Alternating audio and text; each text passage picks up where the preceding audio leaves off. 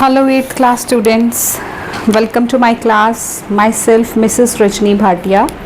आज हम स्टार्ट करते हैं chapter 11 direct and inverse variations. देखिए, पहले आप इस चीज़ को समझिए कि डायरेक्ट और इनवर्स में फ़र्क क्या है.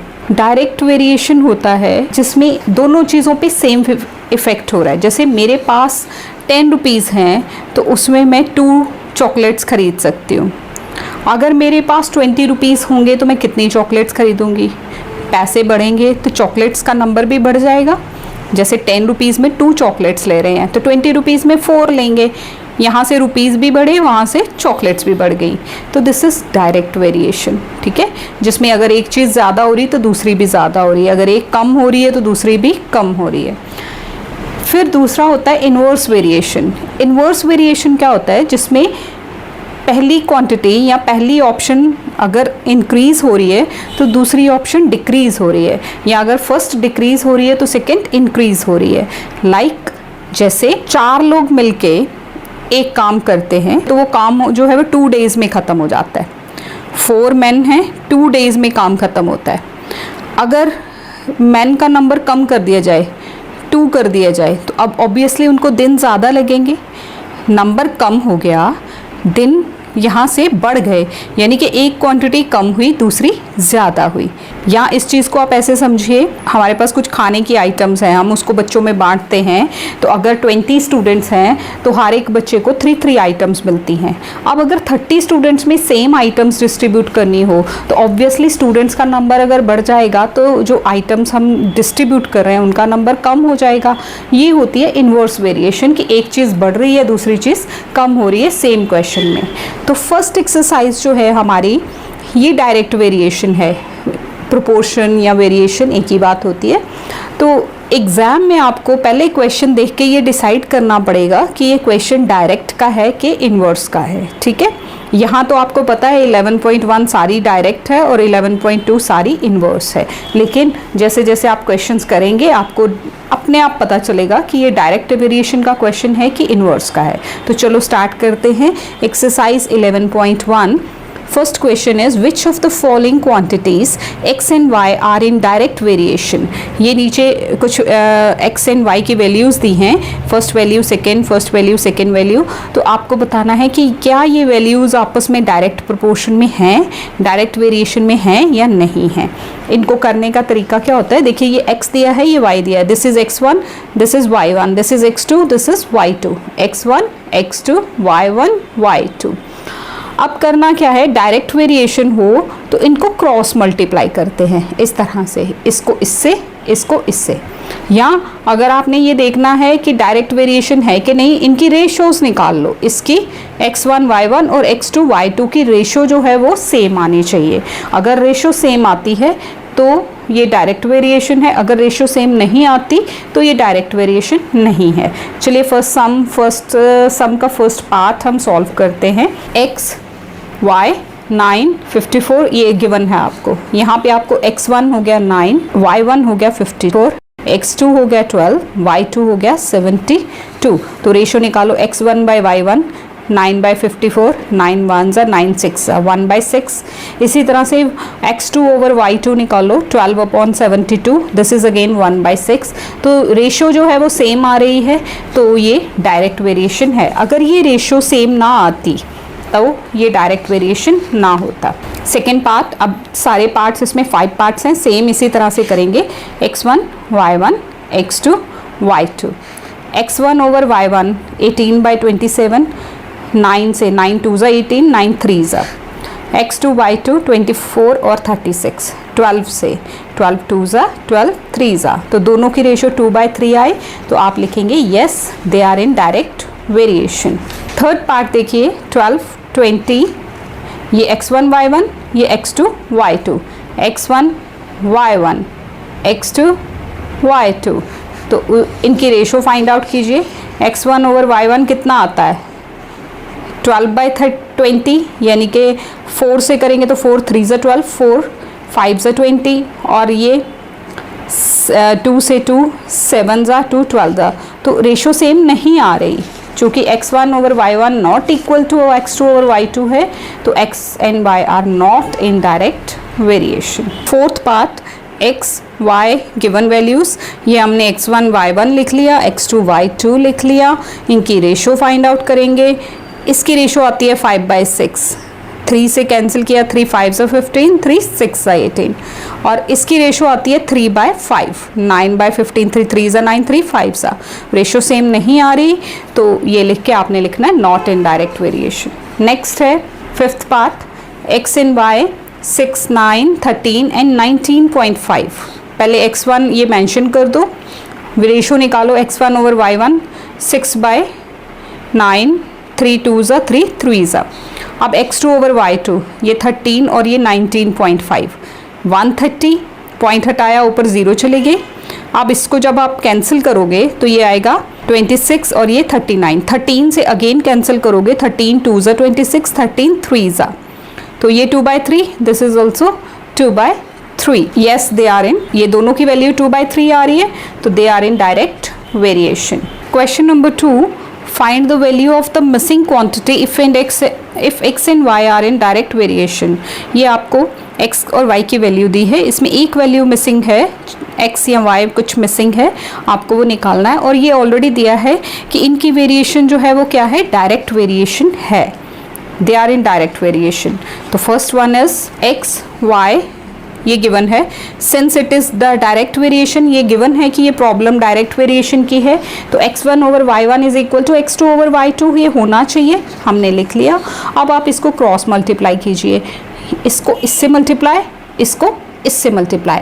डायरेक्ट वेरिएशन में जब आपने सम निकालना है तो क्रॉस मल्टीप्लाई करना है, तो this is x2 into 48 is equal to 12 into 88। x2 यहाँ रहेगा, ये 48 जो है ये यहाँ डिनोमिनेटर में लेके जाएंगे।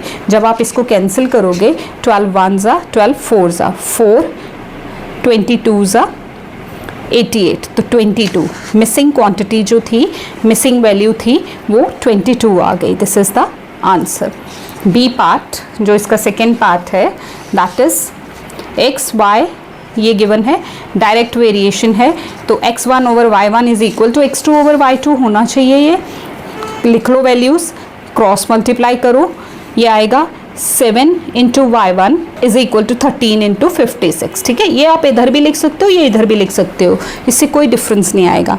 तो y की वैल्यू क्या आएगी, जो हमारा y है, ये जो मिसिंग क्वांटिटी है, दैट इज़ 13 इंटू 56 ओवर 7, ये 7 यहाँ डिवाइड हो जाएगा, तो दिस इज 7 8 ज़ा 56, 13 इंटू 8, दिस इज 104, तो missing value is 104। Third part of the same question, that is x and y missing quantity direct variation, same way में हमने ये लिख लिया। अब हमने इसको क्रॉस मल्टीप्लाई करना है, x1 इंटू 102, 84 इंटू 17, तो x1 यहाँ रहेगा, ये जो है ये यहाँ डिवाइड कर जाएगा। जब आप इसको कैंसिल करोगे, 17 1 ज़ा 17 6 ज़ा 6 1 ज़ा 6 14 ज़ा, तो मिसिंग क्वांटिटी इज़ 14। तो मिसिंग वैल्यू जो है, मिसिंग वैल्यू जो थी इसमें, that is 14।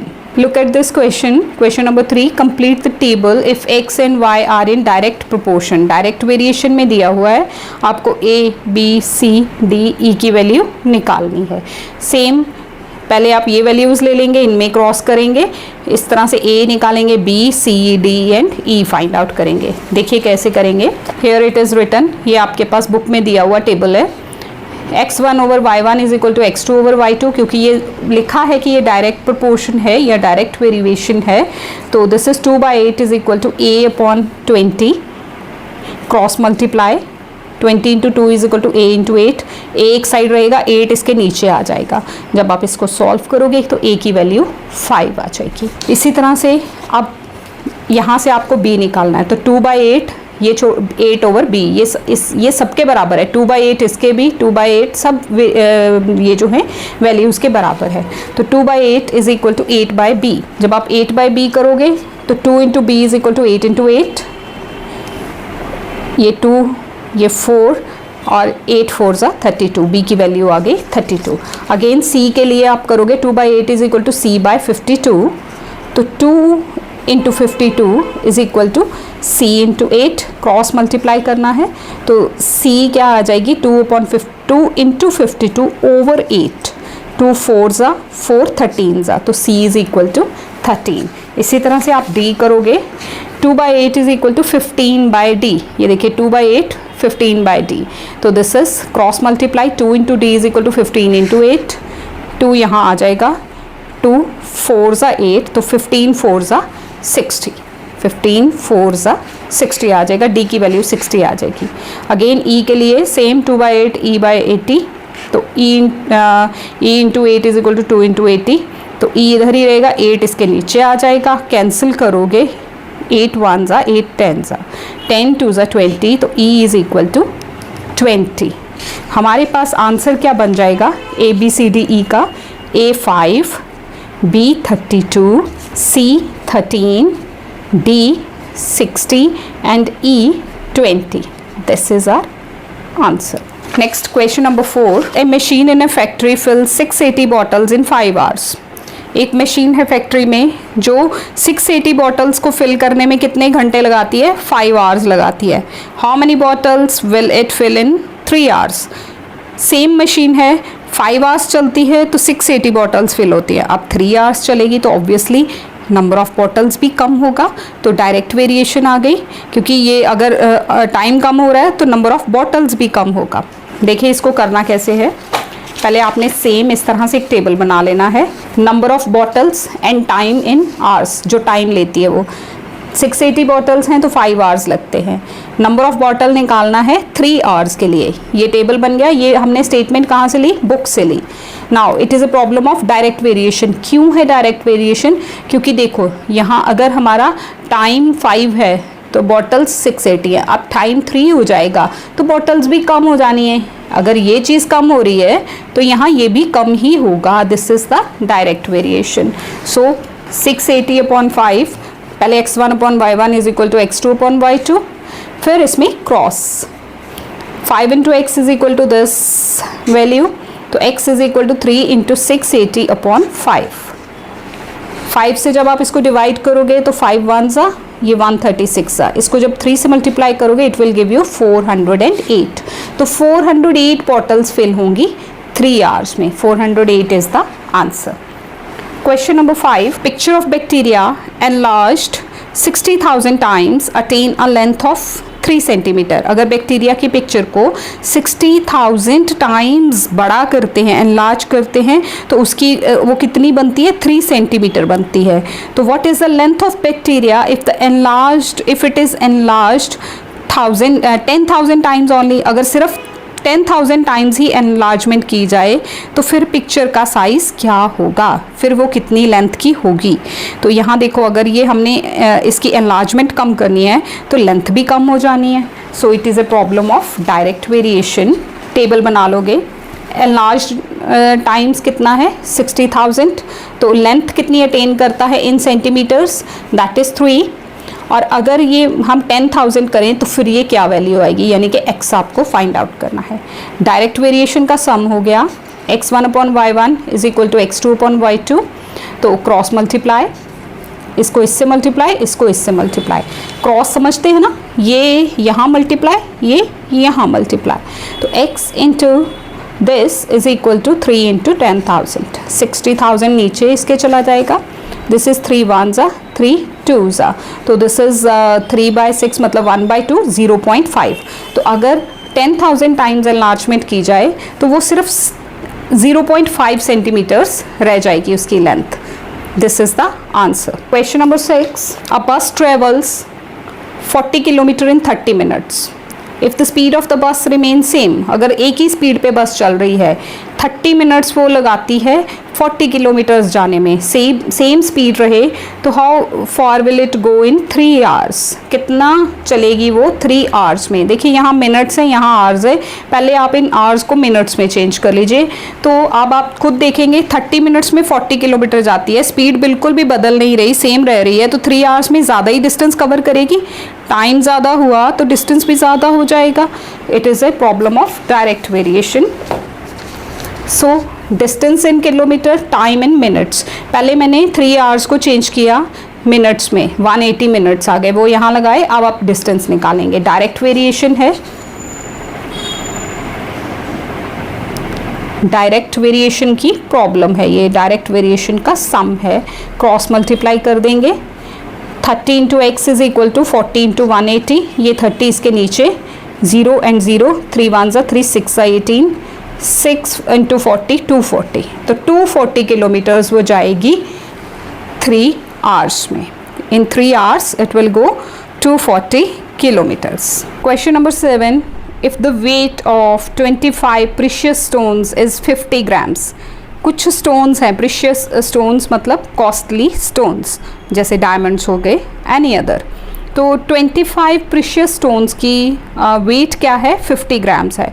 How many precious stones of the same type would weigh 4500 grams? 50 grams है weight, तो नंबर ऑफ स्टोन्स क्या है? 25.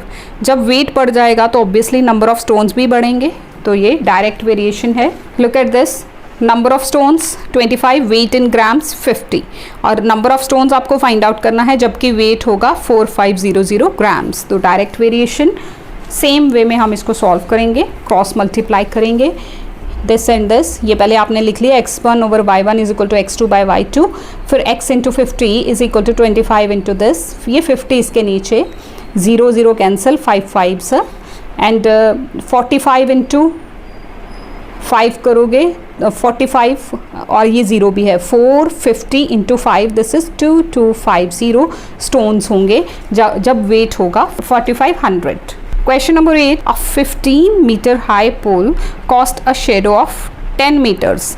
हाइट ऑफ पोल अगर 15 मीटर्स है तो शेडो की लेंथ क्या बनती है? 10 मीटर.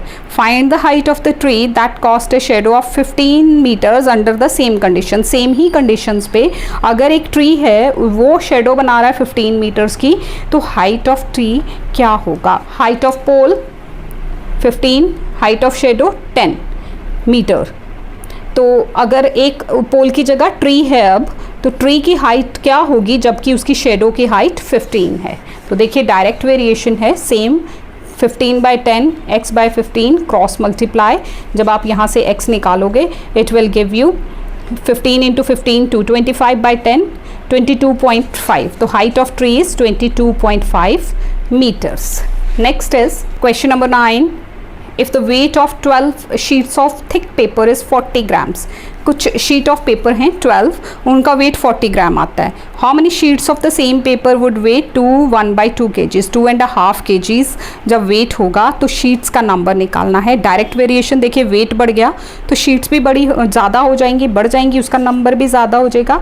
और ये kg है, इसको पहले ग्राम्स में कन्वर्ट करना है. 2.5 kg को 2 2 ज़ा 4 एंड 1 5/2 हो गया. मिक्स फ्रैक्शन को पहले हमने ख़त्म किया into 1000, 2500 grams. Number of sheets 12 हैं तो वेट है 40. नंबर ऑफ शीट्स क्या होगा जबकि वेट है 2500 ग्राम्स? तो डायरेक्ट वेरिएशन सेम, हमने इनको क्रॉस करके सॉल्व किया तो you will get 750 sheets. Same way में हमने इसको सॉल्व करना है. Question number 10. एक लाइब्रेरी है, 126 copies of certain books. Books कितनी पड़ी हैं? 126, और उनको कितनी जगह चाहिए शेल्फ में? 3.4 metres. How many copies of the same book would occupy a shelf length of 5.1. 5.1 metre space जब लगेगी तो कितनी कॉपीज होंगी? देखो बॉक्स बनेगा, नंबर ऑफ बुक्स 126, तो शेल्फ लेंथ इन मीटर है 3.5. जब शेल्फ लेंथ 5.1 आएगी तो नंबर ऑफ बुक्स आपको फाइंड आउट करना है. डायरेक्ट वेरिएशन आ गई. डायरेक्ट वेरिएशन में 126 upon 3.4 is equal to x upon 5.1. Cross multiply करो, ये इससे मल्टीप्लाई, ये इससे, x इंटू 3.4, 126 इंटू 5.1. ये देखिए अब ये 3.4 इसके नीचे, ये पॉइंट यहाँ से हटेगा 10 नीचे, इसका पॉइंट हटेगा 10 ऊपर, तो वो 10 कैंसिल. बाकी आप इसको 17 2 ज़ा 17, 3 ज़ा 51, 2 63, तो 63 इंटू 3 ये रह गया. This is 129 books. अगर शेल्फ लेंथ जो है 5.1 मीटर होती है तो उसमें 129 बुक्स जो हैं वो आ जाएंगी. Question number 11. A mixture of paint is prepared by mixing 1 part of blue pigment and 5 parts of base. In the following table, find the number of base that need to be added. अब यहाँ parts of blue pigment है 1, तो base लगती है 5. 4 होगा तो क्या होगा, 9 होगा तो क्या होगा, 12 होगा तो क्या होगा. देखिए जैसे ये ब्लू पिगमेंट बढ़ेगा, बेस भी बढ़ानी पड़ेगी. तो this is direct variation. Direct variation या डायरेक्ट प्रपोर्शन एक ही बात होती है. डायरेक्ट वेरिएशन या डायरेक्ट प्रपोर्शन सेम. देखिए ये आपको बुक में दिया है, मैंने यहाँ लिख लिया x1 x2 x3. Direct proportion है तो 1/5 4/x1. इसको सॉल्व करोगे तो x1 आ गया 20. इसी तरह से 1/5 9/x2. तो 10 ये क्रॉस करोगे तो x2 इज इक्वल टू 45.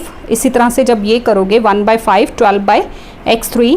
इससे cross multiply 1 into x3 12 into 5 x3 is equal to 60. तो हमारे पास आंसर क्या आ गया 20, 45 and 60. Question number 12 is the cost of 1 litre of milk is 55 rupees. Tablet the cost of 2, 4 and 10 litres of milk. 1 litre की cost दी है 55, 2 litre की, 4 litre की और 10 litre की बनानी है. आपको कैलकुलेट करनी है टेबल बना के. तो ऑब्वियसली देखो जैसे लीटर्स बढ़ेंगे वैसे ही कॉस्ट भी बढ़ेगी. तो डायरेक्ट वेरिएशन हो गई. यहाँ हम लिखते हैं क्वांटिटी ऑफ मिल्क 1, 2, 4 एंड 10 पूछा हुआ है और कॉस्ट 1 की 55 है, 2 की निकालो 4 की और 10 की. डायरेक्ट प्रोपोर्शन है, सेम वे में हम निकाल देंगे. 1/55 इज इक्वल टू 2/x1. तो यहाँ से आपको x1 मिलेगा 110. जब इसको और इसको कंपेयर करोगे तो 4 इंटू 55 220. ये हम कंपेयर करेंगे 1/55 10/x3. तो x3 यहाँ आएगा 550. यानी कि जब 10 लीटर्स ऑफ मिल्क लेना है तो हमें 550 रुपीज़ खर्च करने होंगे. Question number 13. A train is running at the uniform speed of 75 kilometre per hour. 1 hour में 75 किलोमीटर्स चलती है और एक जैसी यूनिफॉर्म मतलब एक जैसी स्पीड है, ना कम हो रही ना ज़्यादा हो रही है. How much distance will be covered in 20 minutes. 1 hour में 75 किलोमीटर्स है. पर आवर का मतलब है इन 1 आवर. तो 1 आवर में 75 किलोमीटर्स है. 1 आवर का मतलब क्या होता है 60 मिनट्स. 60 मिनट्स में 75 किलोमीटर्स हैं. पहले आप 20 किलोमीटर्स में निकालोगे और बी पार्ट में 250 किलोमीटर्स को कितना टाइम लगेगा वो फाइंड आउट करना है. टेबल बना लेते हैं. Distance in kilometre, time taken in minutes. पहले मैंने उसको मिनट्स में कन्वर्ट कर लिया. 1 आवर तो 60 मिनट्स हो गए. जब 75 किलोमीटर्स है तो 60 मिनट्स हैं. 20 मिनट्स में कितना होगा और 250 किलोमीटर्स के लिए कितना टाइम होगा. ए पार्ट फर्स्ट देखिए, ये डायरेक्ट वेरिएशन हो गई. 75/60 इज इक्वल टू x1/20. तो x ये क्रॉस, यहाँ से हमें x1 मिलेगा. देखिए 0 और 0, 2 1 2 3 6 और 3 से ये 25. तो 25 किलोमीटर्स कवर होंगे 20 मिनट्स में. दूसरा है कि जब हमारे पास डिस्टेंस 250 है तो यहाँ टाइम कितना लगेगा. 75/60 is equal to 250/x2. Cross कीजिए इसको भी, क्योंकि डायरेक्ट वेरिएशन है. टाइम ज़्यादा होगा तो डिस्टेंस भी ज़्यादा होगा, टाइम कम होगा तो डिस्टेंस भी कम होगा. 75 यहाँ जब इसको सॉल्व करोगे it will give you 200 minutes. यानी कि अब यहाँ क्वेश्चन हमारा जो था वो आवर्स में था. किलोमीटर पर आवर लिखा था ना, हम इसको आवर्स में चेंज कर देंगे. देखिए 200 को आप 60 से डिवाइड करोगे तो 3 और ये 20 रिमाइंडर में आएगा. तो 3 आवर्स 20 मिनट्स बन जाएगा ये. तो 3 hours 20 minute is the answer of this part. Question number 14. The cost of 12 chocolates is 180 rupees. 180 cost है 12 चॉकलेट्स की. What is the cost of 18 chocolates. अब नंबर ऑफ चॉकलेट्स बढ़ेगा तो कॉस्ट भी तो बढ़ जाएगी, ज़्यादा पैसे देने पड़ेंगे. Direct variation. And how many chocolates are there in 330 rupees. अब रुपीज़ बढ़े हैं तो नंबर ऑफ चॉकलेट्स भी ज़्यादा होगा. दोनों ही प्रॉब्लम्स डायरेक्ट वेरिएशन की हैं. नंबर ऑफ चॉकलेट्स 12 हैं तो कॉस्ट इन रुपीज़ 180 है. ठीक है, 18 होगा तो कितना होगा, और अगर हमारे पास 330 रुपीज़ हैं तो हमें कितनी चॉकलेट्स मिलेंगी. 12/180, 18/x1. सॉल्व कीजिए, इट विल गिव यू ये 12 यहाँ इसके नीचे, 6 2s 6 3s और 2 90. 90 इंटू 3 270. तो जब हमारे 18 चॉकलेट्स लेनी है तो हमें 270 रुपीज़ पे करने होंगे. और बी पार्ट है 330 रुपीज़ में कितनी चॉकलेट्स मिलेंगी.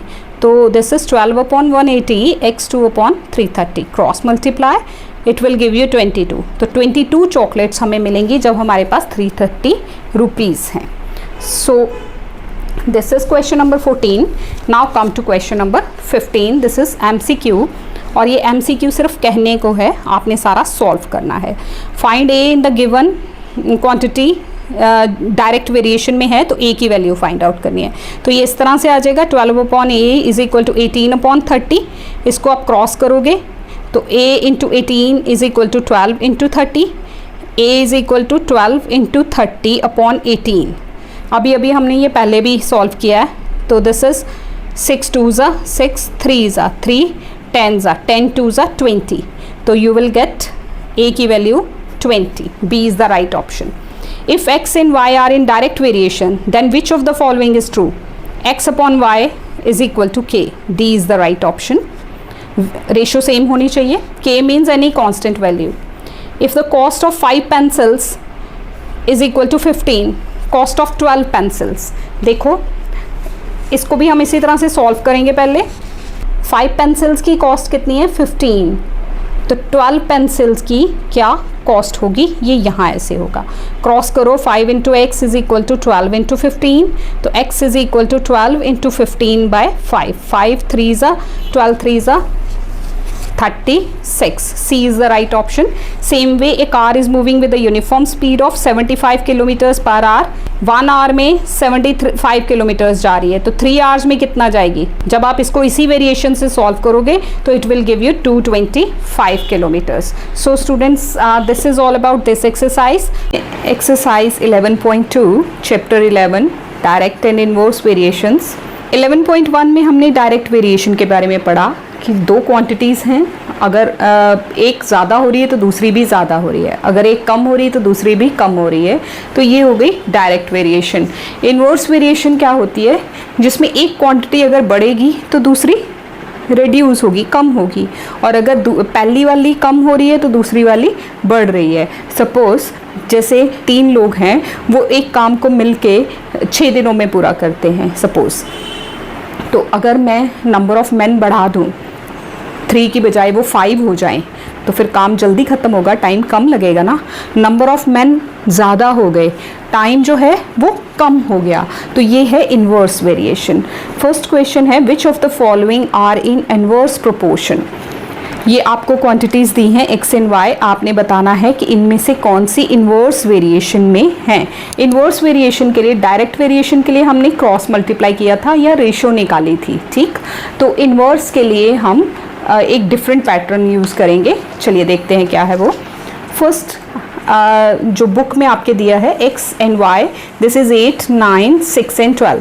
हेयर सेम x1, ये x1 है, ये x2 है, ये y1 है, ये y2 है. तो वो मैंने लिख लिया. तो अब एक गिवन था कि इनमें से कौन से इन्वर्स प्रोपोर्शन में हैं. तो इन्वर्स प्रोपोर्शन के लिए मुझे क्या करना है, हमने x1 over y1, x2 over y2 लिख लिया. तो यहाँ क्या होता है, x1 into y1 is equal to x2 into y2, यानी कि ऊपर और नीचे ऐसे मल्टीप्लाई करना है, क्रॉस में नहीं करना.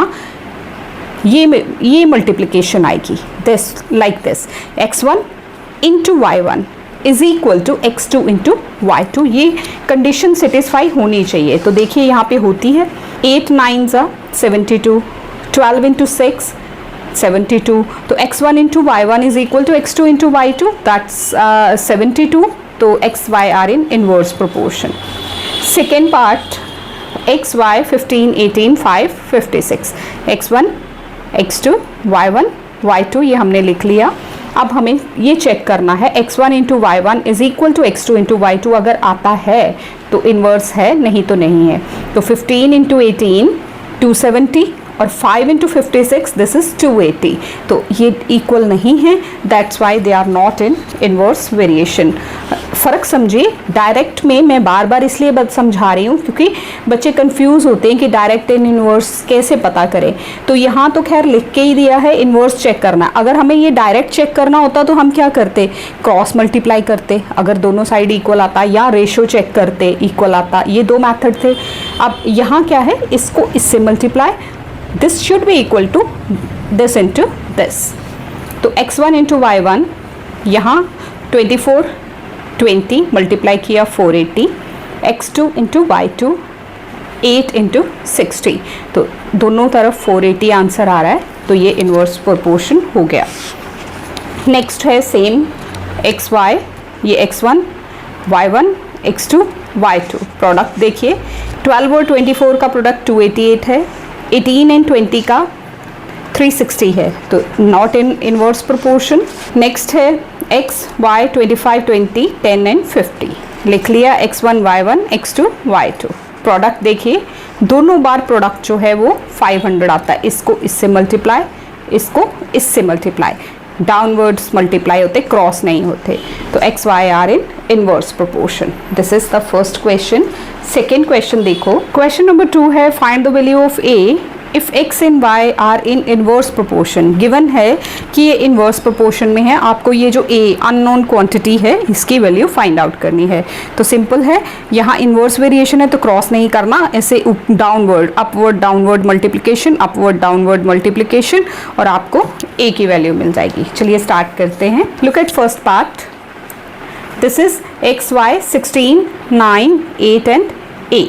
A is the unknown quantity, तो इनवर्स वेरिएशन में ये है, ऑलरेडी गिवन है ये बुक में, तो this into this must be equal to x1 into y1, यहाँ x1 क्या है 16, y1 क्या है 9, x2 क्या है 8, y2 क्या है a जो आपको निकालना है, तो x1 y1 this must be equal to x2 y2, तो इनको प्रोडक्ट करो, फिर ये 8 यहाँ डिवाइड हो जाएगा, ये यहाँ मल्टीप्लाई हो रहा है ना। इक्वेशन को याद कीजिए, इक्वेशंस क्या कहती हैं कि जो प्रोडक्ट में होते हैं जब उनकी साइड चेंज की जाती है तो वो डिवाइड करते हैं, तो 8 यहाँ डिवाइड करेगा, a is equal to 18, a 18 है। सेकेंड पार्ट देखिए, x y 12 a 27 4, यहाँ भी ये हो गया x1, ये हो गया y1, this is x2, this is y2, inverse variation है तो x1 into y1 must be equal to x2 into y2, 12 into a is equal to 27 into 4, 12 यहाँ डिवाइड होएगा, आप इसको अब कैंसिल कीजिए, 4 1 4 3 12, 3 1 3 9 27, तो a इज इक्वल टू 9 आ जाएगा। Look at the next third part, this is x y 25 8 a and 20, तो this is inverse variation, x1 into y1 is equal to x2 into y2, inverse variation में ये quantity, ये जो condition है ये satisfy होनी चाहिए, तो 25 into 8 is equal to a into 20, तो 25 into 8 ये a के साथ 20 ये यहाँ divide करेगा, तो आप इसको 4 से करेंगे, 4 2 ज़ा 8, 4 5 ज़ा 20, 5 5 ज़ा 25, 5 2 ज़ा 10, तो a is 10, this is the answer. Question number 3, statement sum आ गया, if a box of pen is given to 25 children then they will get 3 pens each. अब कंडीशन क्या है कि एक बॉक्स है उसमें कुछ पेन्स हैं, 25 चिल्ड्रन हैं, बच्चे हैं जिनको कि वो पेन डिस्ट्रीब्यूट किए जाते हैं, तो एक बच्चे को कितने पेन मिलते हैं 3। How many pens would each child get if the number of children is reduced by 10। अगर इसमें से 10 बच्चे कम कर दिए जाएं, कितने रह गए 15। अब अगर चिल्ड्रन 15 हो जाएंगे तो अब एक बच्चे को कितना पेन मिलेगा, देखिए बच्चों का नंबर हमने कम कर दिया, तो अब पेन्स जो है वो एक एक को ज़्यादा मिलेंगे, उससे होगा कि नहीं। 25 को अगर डिस्ट्रीब्यूट किया जाता है तो 3 3 एक बच्चे को 3 पेन्स मिलते हैं, तो अगर बच्चों का नंबर 10 कम कर दिया, 10 कम कर दिया मतलब 15 कर दिया, अब बच्चे रह गए 15, same number of pens distribute करने हैं तो उनको एक एक को ज़्यादा मिलेंगे, तो यहाँ समझिए कि बच्चों का नंबर, चिल्ड्रन का नंबर कम होगा, पेन्स का नंबर इंक्रीज़ हो जाएगा। This is the inverse variation, ये इन्वर्स वेरिएशन है, एक चीज़ कम होगी तो दूसरी चीज़ ज़्यादा हो जाएगी, तो इसमें हम इन्वर्स वेरिएशन लगाएंगे। देखिए नंबर ऑफ चिल्ड्रन 25 हैं, तो एक बच्चे को पेन कितने मिलते हैं 3, पहले ये बॉक्स बनाना, number of children pen to each child, this is 25 अगर चिल्ड्रन हैं तो एक को 3 मिलते हैं। अगर 10 कम हो जाएं, यानी कि इसमें से 25 माइनस 10 करोगे तो यू विल गेट 15। अगर बच्चे 15 रह जाएं तो फिर एक बच्चे को कितना पेन मिलेगा, तो it is a problem of inverse variation, जैसा कि मैंने एक्सप्लेन किया कि ये अगर ये जो नंबर ऑफ चिल्ड्रन कम हो रहा है तो पेन का नंबर इंक्रीज़ हो जाना है।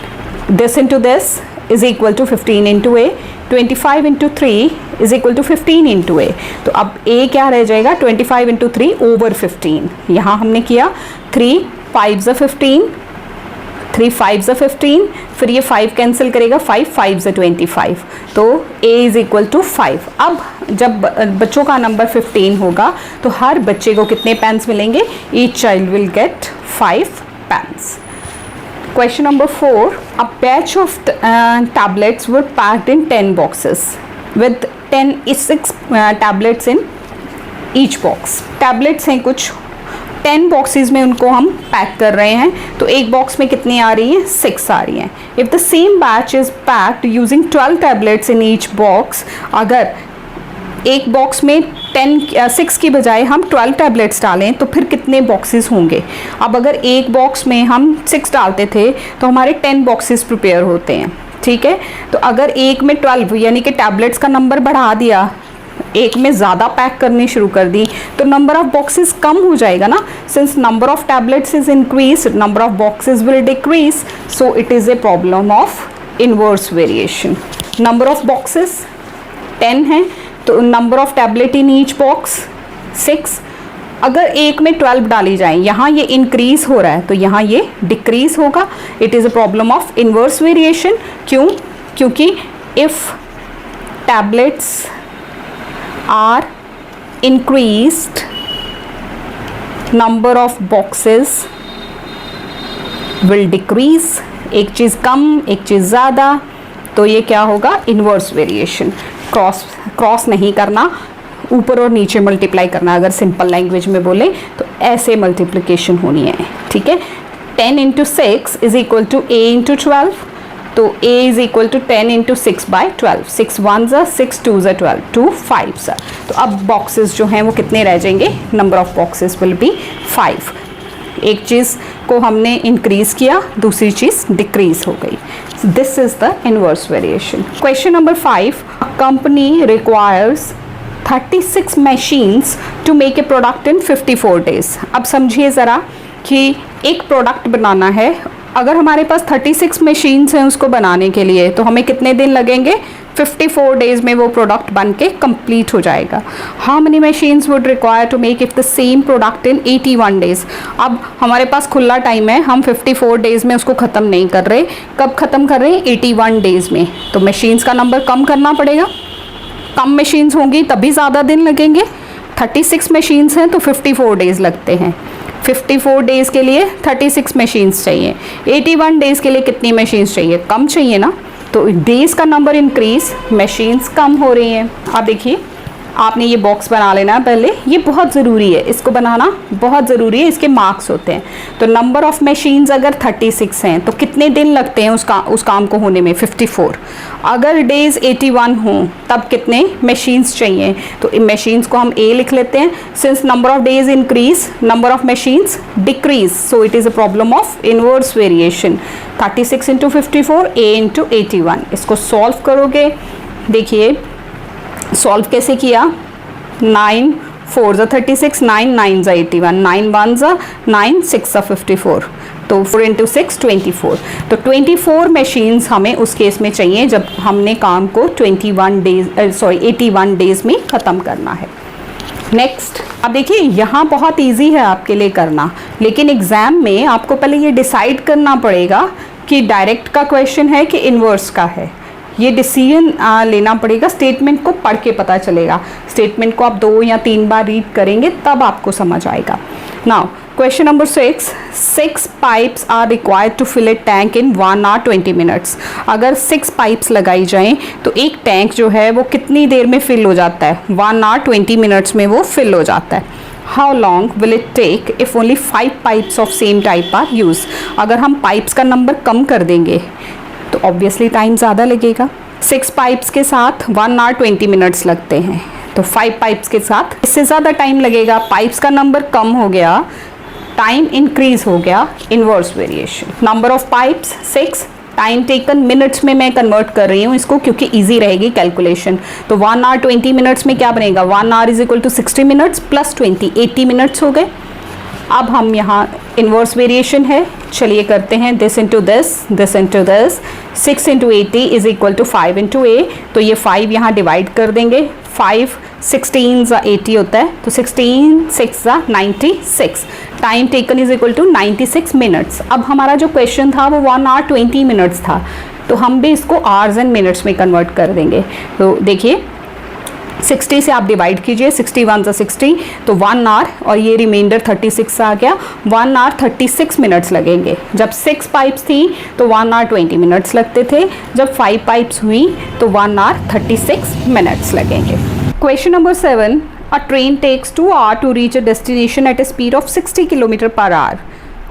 अगर ये स्पीड है 60 किलोमीटर पर आवर, मतलब 1 आवर में कितने किलोमीटर्स जाती है, 60 किलोमीटर्स, तो उसको अपनी डेस्टिनेशन में पहुंचने में कितना टाइम लगता है, 2 आवर्स लगते हैं। How long will it take to reach the destination at 80 kilometres. अगर उसकी स्पीड को हम बढ़ा दें, दोबारा क्वेश्चन देखिए, एक ट्रेन है उसको 2 आवर्स लगते हैं डेस्टिनेशन पे पहुंचने में, अपनी मंजिल पे पहुंचने में 2 आवर्स लेती है जब उसकी स्पीड इतनी है 60 किलोमीटर्स पर आवर। अब स्पीड को अगर बढ़ा दिया जाए, स्पीड ज़्यादा कर दी, तेज़ी से चलने लगी ट्रेन, तो टाइम कम लगेगा। स्पीड इंक्रीज हुई, टाइम डिक्रीज हो जाएगा। सो दिस इज इनवर्स वेरिएशन।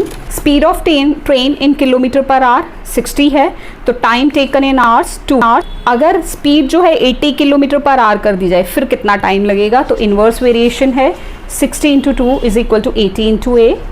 यहाँ 80 डिवाइड कर देंगे, ए के साथ जो नंबर है वो नीचे यहाँ डिवीजन में ले आना है, तो 0 और 0 कैंसिल, 2 से 2 3 ज़ा 6, 2 2 ज़ा 4, अगेन ये 2 है, 2 1 ज़ा 2 2 ज़ा 3/2, 3/2 मतलब 1.5 आवर्स, 1 आवर 30 मिनट्स लगेंगे उसको डेस्टिनेशन पे पहुंचने में, 1.5 घंटा लगेगा। अगर स्पीड बढ़ा दी जाए तो टाइम जो है वो कम हो जाएगा। सो इनवर्स वेरिएशन है। Question number 8, a car can finish a certain journey in 10 hours at the speed of 32 kilometres per hour. By how much should its speed be increased so that it can make only 8 hours to cover the same distance? 10 hours लगते हैं अगर speed है 32 kilometres per hour. Speed को कितना बढ़ाया जाए कि time जो है वो कम लगे, यानी कि 8 आवर्स लगे। तो टाइम को कम करना है तो स्पीड को बढ़ाना है। सो this is inverse variation. Speed of car kilometre पर आवर्स में और टाइम टेकन आवर्स में। 32 किलोमीटर पर आवर है तो 10 आवर्स लगते हैं। अगर 8 आवर्स में जर्नी कवर करनी है तो स्पीड कितनी इंक्रीज करेंगे, टाइम डिक्रीज स्पीड इंक्रीज। तो inverse variation 32 into 10 a into 8, तो 8 यहाँ डिवाइड हो जाएगा, 8 4 ज़ा, तो ये हो गया a is equal to 40। Speed कितनी करनी पड़ेगी हमें, 40 किलोमीटर पर आवर, तब वो जो डिस्टेंस है 8 आवर्स में ख़त्म हो जाएगा। Question number 9, 2 persons could fit the AC unit in a house in 2 hours. अगर 2 आदमी एक AC को फिट करते हैं तो उनको कितना टाइम लगता है, 2 आवर्स लगते हैं। 1 पर्सन फेल इल, अब एक ही बंदा रह गया, तो before the work started how long would the job take now. अब उस AC को फिट करने में कितना टाइम लगेगा जबकि एक ही बंदा रह गया। अब अगर ये पर्सनस का नंबर कम हो रहा है तो टाइम बढ़ जाएगा, उसको ऑब्वियसली ज़्यादा टाइम लगेगा। तो इनवर्स वेरिएशन है। नंबर ऑफ पर्सनस 2, तो टाइम टेकन कितना है, 2 आवर्स। अगर नंबर ऑफ पर्सन 1 ही हो जाए तो फिर कितना लगेगा, देखिए 2 into 2 is equal to 1 into A, तो a 2 2 ज़ा और a 1 ज़ा a, दिस इज 2 2 ज़ा 4 आवर्स लगेंगे उस सिंगल आदमी को वो AC फिट करने में। इनवर्स वेरिएशन का है ना, तो आप यहाँ हर क्वेश्चन में अगर चाहो तो ये मेंशन कर भी सकते हो, x2 into y2 inverse variation है, तो ये चीज़ सेटिस्फाई होनी चाहिए। ये हर एक में आप लिख सकते हो, बाकी अगर नहीं भी लिखोगे डायरेक्ट भी मल्टीप्लाई करोगे तो it will okay. Question number 10, arrangements of table and chairs in an exam hall is done by 10 workers in 2 hours. एक एग्जामिनेशन हॉल है, वहाँ पे टेबल और चेयर्स फिट करने हैं, लगाने हैं, अरेंज करने हैं ताकि एग्ज़ाम दे सकें बच्चे। तो 10 वर्कर्स अगर वो काम कर रहे हैं तो उनको कितना टाइम लगता है, 2 hours. How many workers will be required to do the same work in 4 hours. अगर टाइम के घंटे बढ़ाने, अब हमारे पास खुला टाइम है, हम आराम से कर सकते हैं, तो टाइम अगर ज़्यादा लगेगा तो कम आदमी काम करेंगे, यानी कि वर्कर्स का नंबर डिक्रीज़ होगा तभी टाइम इंक्रीज़ होगा। सो inverse variation, number of workers 10, time taken 2 hours. अगर टाइम 4 आवर्स है तो यहाँ कितने वर्कर्स होने चाहिए। इन्वर्स वेरिएशन, क्योंकि अगर मुझे टाइम ज़्यादा लगाना है तो कम बंदों को अपॉइंट करना पड़ेगा, एक चीज़ बढ़ रही है दूसरी डिक्रीज़ हो रही है। तो 10 × 2 इज़ इक्वल टू A × 4, 4 2 2 ज़ा 4, 2 5 ज़ा 10, 5, A इज़ इक्वल टू 5। तो यहाँ नंबर ऑफ़ वर्कर्स जो हैं वो कम करने पड़ेंगे, यानी कि अगर 5 वर्कर्स होंगे तब 4 आवर्स लगेंगे। 10 थे तो 2 लगते थे, नंबर ऑफ़ वर्कर्स 5 होंगे तब 4 आवर्स लगेंगे। 11th question, a factory requires 42 machines to produce a given number of article in 63 days। 42 machines हैं, ये सेम क्वेश्चन है जैसा कि हमने अभी ऊपर पहले भी किया। क्वेश्चन नंबर 5 के जैसा ही ये क्वेश्चन है। A factory requires 42 machines to produce a given number of articles in 60 days। How many more machines would be required to produce the same number of article in 54 days। अगर 63 days की बजाय 54 days में काम ख़त्म करना है, यानी कि डेज़ कम लगाने हैं, तो मशीन्स का नंबर इंक्रीज़ करना पड़ेगा। Inverse variation, number of machines 42 तो डेज़ लगते हैं 63, और अगर नंबर ऑफ़ डेज़ हमें 54 करने हैं तो मशीन्स को इंक्रीज़ करेंगे। One thing is decreasing, other thing is increasing, तो you have to use inverse variation. 42 × 63 और A × 54, तो 54 यहाँ डिवाइड हो जाएगा। दिस इज़ 9 7 ज़ा 63, और ये 6 1 ज़ा 6 7 ज़ा 42, 7 7 ज़ा 49। अब मशीन्स का नंबर हमें 49 करना पड़ेगा, तभी जाके काम जो है वो 54 डेज़ में कंप्लीट होगा। Question number 12, there are 200 students in a hostel. एक हॉस्टल है, वहाँ पे 200 स्टूडेंट्स हैं।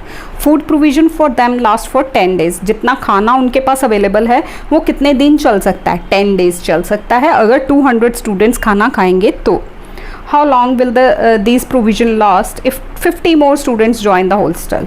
अब अगर 200 की बजाय 50 ज़्यादा स्टूडेंट्स आ जाते हैं, 250 हो जाते हैं, तो खाना कम दिन चलेगा, ऑब्वियसली वो भी खाएंगे, तो नंबर ऑफ़ स्टूडेंट्स इंक्रीज़ हो जाएंगे, तो फूड प्रोविज़न जो है वो 10 की बजाय कम डेज़ पे आ जाएगी।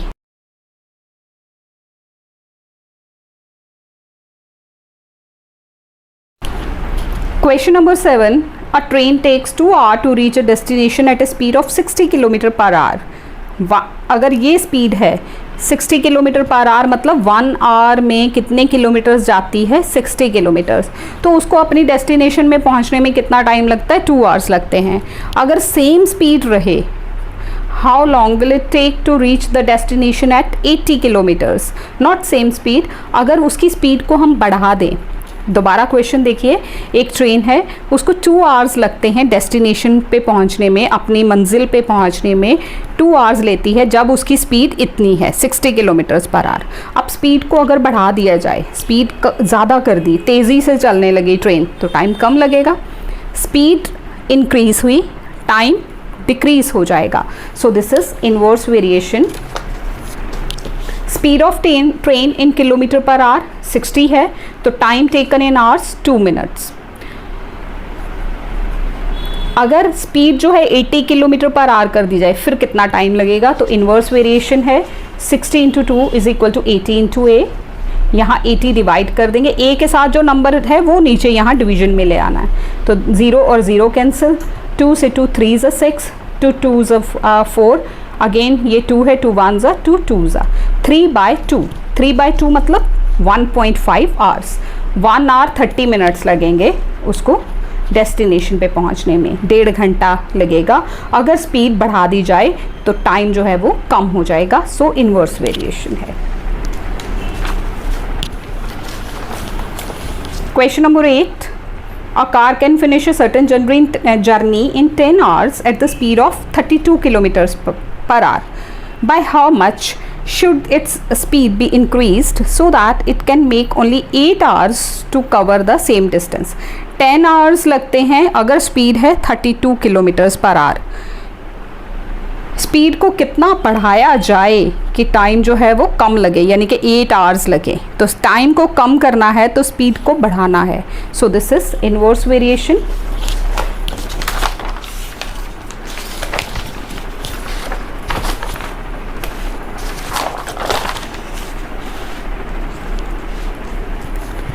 स्पीड ऑफ कार किलोमीटर पर आवर्स में और टाइम टेकन आवर्स में। 32 किलोमीटर पर आवर है तो 10 आवर्स लगते हैं। अगर 8 आवर्स में जर्नी कवर करनी है तो स्पीड कितनी इंक्रीज करेंगे, टाइम डिक्रीज स्पीड इंक्रीज। तो inverse variation 32 into 10 a into 8, तो 8 यहाँ डिवाइड हो जाएगा, 8 4 ज़ा, तो ये हो गया a is equal to 40। Speed कितनी करनी पड़ेगी हमें, 40 किलोमीटर पर आवर, तब वो जो डिस्टेंस है 8 आवर्स में ख़त्म हो जाएगा। Question number 9, 2 persons could fit the AC unit in a house in 2 hours। अगर 2 आदमी एक AC को फिट करते हैं तो उनको कितना टाइम लगता है, 2 आवर्स लगते हैं। 1 person fell ill, अब एक ही बंदा रह गया, तो before the work started how long would the job take now. अब उस AC को फिट करने में कितना टाइम लगेगा जबकि एक ही बंदा रह गया। अब अगर ये पर्सनस का नंबर कम हो रहा है तो टाइम बढ़ जाएगा, उसको ऑब्वियसली ज़्यादा टाइम लगेगा। तो इन्वर्स वेरिएशन है नंबर ऑफ पर्सनस 2, तो टाइम टेकन कितना है 2 आवर्स। अगर नंबर ऑफ पर्सन 1 ही हो जाए तो फिर कितना लगेगा, देखिए 2 into 2 is equal to 1 into A, तो a 2 2 ज़ा और a 1 ज़ा a, दिस इज़ 2 2 ज़ा 4 आवर्स लगेंगे उस सिंगल आदमी को वो AC फिट करने में। इन्वर्स वेरिएशन का है ना, तो आप यहाँ हर क्वेश्चन में अगर चाहो तो ये मेंशन कर भी सकते हो, x2 into y2 inverse variation है, तो ये चीज़ सेटिस्फाई होनी चाहिए। ये हर एक में आप लिख सकते हो, बाकी अगर नहीं भी लिखोगे डायरेक्ट भी मल्टीप्लाई करोगे तो it will okay. Question number 10, arrangements of table and chairs in an exam hall is done by 10 workers in 2 hours. एक एग्जामिनेशन हॉल है, वहाँ पे टेबल और चेयर्स फिट करने हैं, लगाने हैं, अरेंज करने हैं ताकि एग्ज़ाम दे सकें बच्चे। तो 10 वर्कर्स अगर वो काम कर रहे हैं तो उनको कितना टाइम लगता है, 2 hours. How many workers will be required to the same work in 4 hours. अगर टाइम के घंटे बढ़ाने, अब हमारे पास खुला टाइम है, हम आराम से कर सकते हैं, तो टाइम अगर ज़्यादा लगेगा तो कम आदमी काम करेंगे, यानी कि वर्कर्स का नंबर डिक्रीज़ होगा तभी टाइम इंक्रीज़ होगा। So inverse variation number of workers 10, time taken 2 hours. अगर टाइम 4 आवर्स है तो यहाँ कितने वर्कर्स होने चाहिए। इन्वर्स वेरिएशन, क्योंकि अगर मुझे टाइम ज़्यादा लगाना है तो कम बंदों को अपॉइंट करना पड़ेगा, एक चीज़ बढ़ रही है दूसरी डिक्रीज़ हो रही है। तो 10 into 2 is equal to a into 4, 4 2 2 ज़ा 4, 2 5 ज़ा 10, 5। तो टाइम टेकन अब कितना हो जाएगा, सॉरी टाइम टेकन तो 4 है, दोबारा कर लेते हैं, a इज़ इक्वल टू 5। तो यहाँ नंबर ऑफ वर्कर्स जो हैं वो कम करने पड़ेंगे, यानी कि अगर 5 वर्कर्स होंगे तब 4 आवर्स लगेंगे। 10 थे तो 2 लगते थे, नंबर ऑफ वर्कर्स 5 होंगे तब 4 आवर्स लगेंगे। 11th question, a factory requires 42 machines to produce a given number of article in 63 days. 42 machines हैं, ये सेम क्वेश्चन है जैसा कि हमने अभी ऊपर पहले भी किया। क्वेश्चन नंबर 5 के जैसा ही ये क्वेश्चन है। A factory requires 42 machines to produce a given number of articles in 60 days. How many more machines would be required to produce the same number of article in 54 days. अगर 63 days की बजाय 54 days में काम ख़त्म करना है, यानी कि डेज कम लगाने हैं, तो मशीन्स का नंबर इंक्रीज़ करना पड़ेगा। Inverse variation, number of machines 42 तो डेज लगते हैं 63, और अगर नंबर ऑफ डेज हमें 54 करने हैं तो मशीन्स को इंक्रीज़ करेंगे। One thing is decreasing, other thing is increasing, तो you have to use inverse variation 42 into 63 और a इंटू 54। तो 54 यहाँ डिवाइड हो जाएगा, दिस इज़ 9 6 9 7 ज़ा 63 और ये 6 1 ज़ा 6 7 ज़ा 42, 7 7 ज़ा 49। अब मशीन्स का नंबर हमें 49 करना पड़ेगा, तभी जाके काम जो है वो 54 डेज़ में कंप्लीट होगा।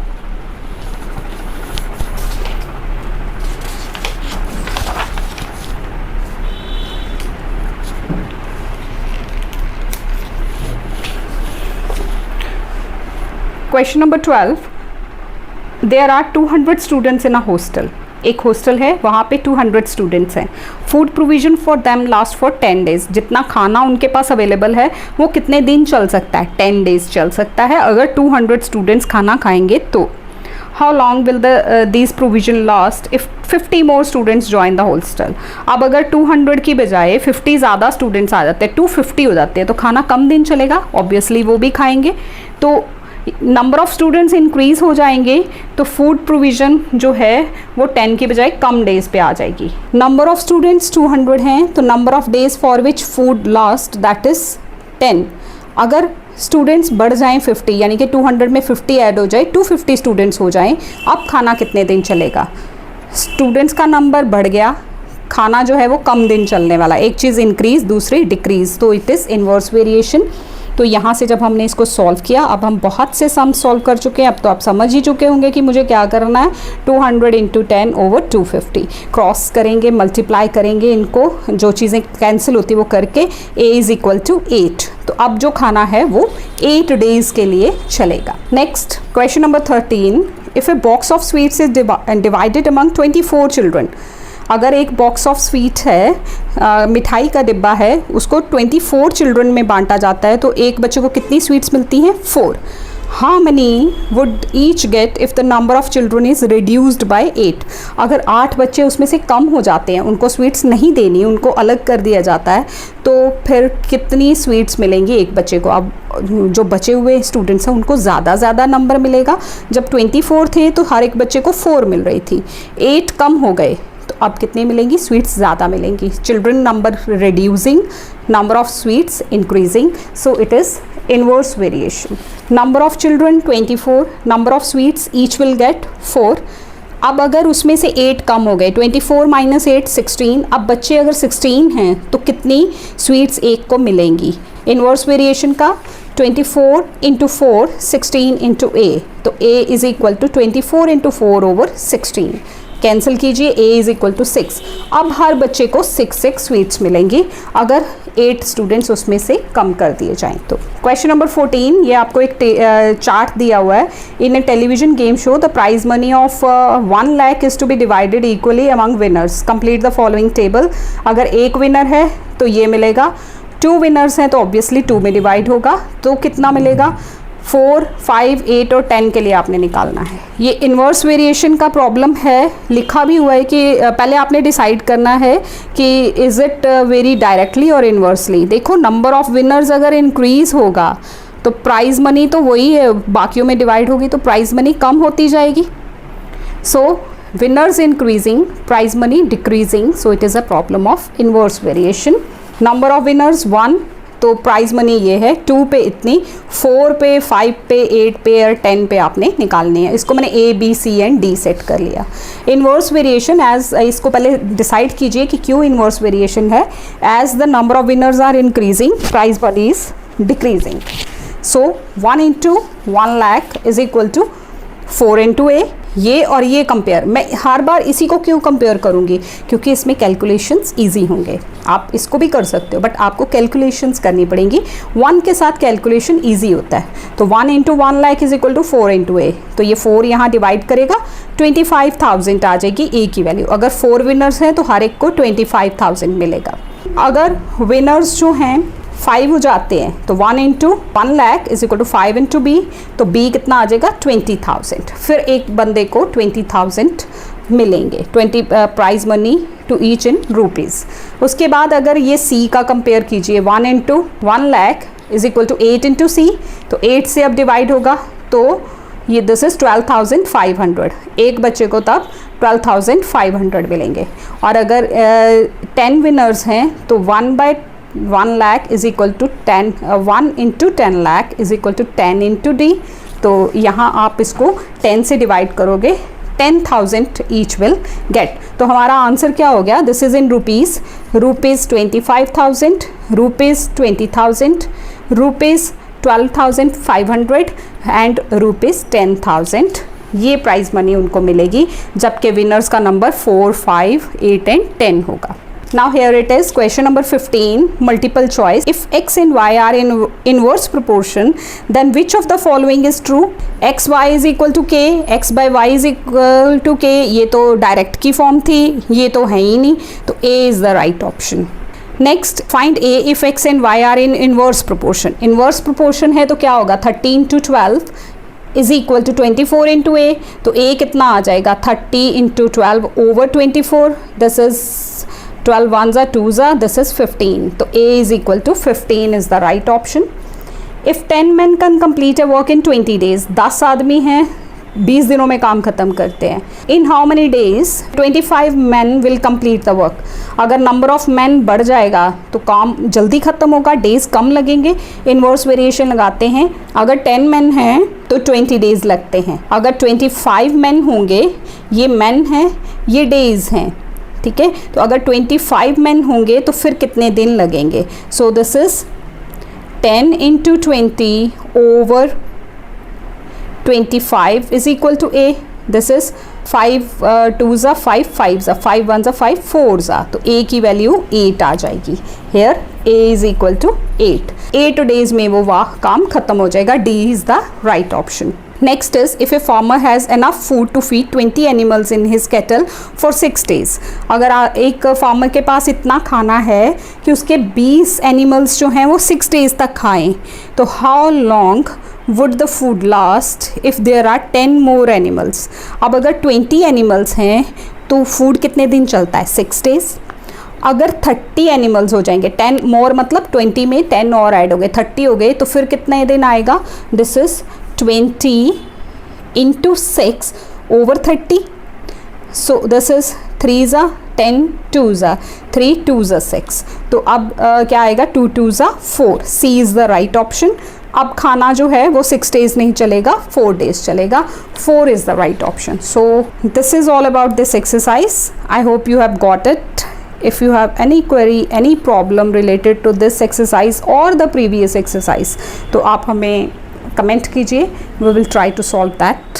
और अगर कहीं कोई इसमें आपको मिस्टेक नज़र आती है, बिकॉज ह्यूमंस हैं, ह्यूमंस का काम है मिस्टेक करना. I am also a human, not a computer. So अगर कोई गलती भी नज़र आती है तो आप उसको भी सॉर्ट आउट करवा सकते हैं. Thank you so much for watching this video. Thanks a lot.